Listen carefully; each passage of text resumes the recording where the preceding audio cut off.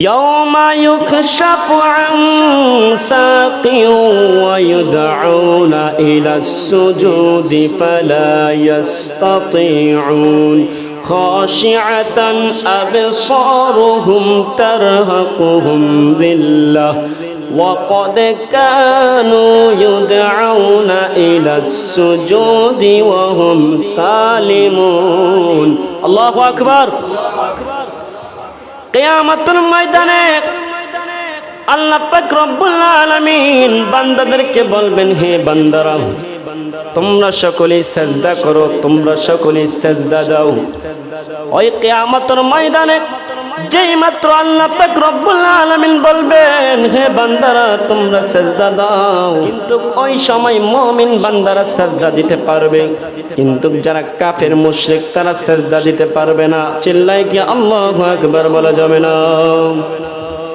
যারা মুমিন, যেই মাত্র আল্লাহ পাক রব্বুল আলামিন বলবেন, হে বান্দারা তোমরা সিজদা দাও, তোমরা সিজদায় পড়ে যাও, তখন ওই ঈমানদার ব্যক্তিরা, মুমিন ব্যক্তিরা যারা আল্লাহর প্রিয় বান্দা থেকে বন্ধু হয়ে গিয়েছেন, ওই বান্দারা, ওই মুমিন ব্যক্তিরা সাথে সাথে সিজদায় পড়ে যাবেন। কিন্তু ঠিক ওই মুহূর্তেই কাফের মুশরিকরা যারা দুনিয়াতে এসেছেন কিন্তু আল্লাহ পাক রব্বুল আলামিনকে মানে নাই, রাসূল সাল্লাল্লাহু আলাইহি ওয়াসাল্লামকে মানে নাই, যারা নামাজ পড়ে নাই, আল্লাহর ইবাদত করে নাই, আল্লাহর হুকুম মানে নাই, তারা ওই সময় তারা সিজদা করতে পারবে না। কারণ কি হাদিস শরীফে এসেছে, ওই সময় তারা সিজদা করতে চাইবে কিন্তু তারা সিজদা করতে পারবে না, তাদের পিঠ শক্ত হয়ে যাবে, তারা চাইলেও সিজদা যাইতে পারবে না। চিল্লায় কি নাউজুবিল্লাহ বলা যাবে না? তারা কি করবে? সিজদা দিতে চাইবে কিন্তু সিজদা দিতে পারবে না। তখন তারা ভাববে আল্লাহ পাক রব্বুল আলামিন দুনিয়াতে পাঠিয়েছিলেন তার ইবাদত করার জন্য, নামাজ পড়ার জন্য, কিন্তু ওই সময় আমরা সুস্থ থাকার পরেও, ভালো থাকার পরেও আল্লাহ পাক রব্বুল আলামিনের কাছে আমরা কি করি নাই? সাক্ষাৎ করি নাই, আল্লাহর নামাজ আদায় করি নাই, সিজদা দেই নাই।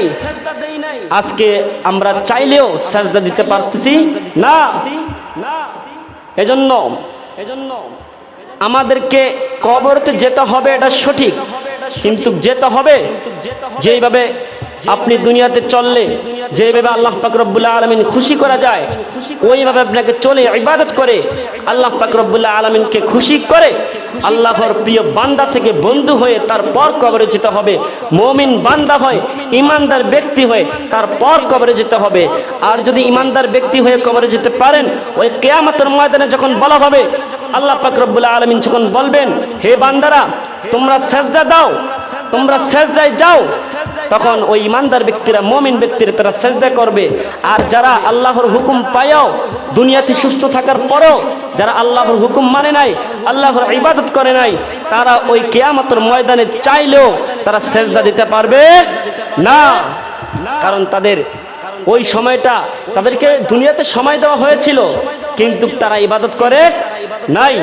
তাহলে ওই জায়গায় আপনি চাইলেও সিজদা করতে পারবেন না।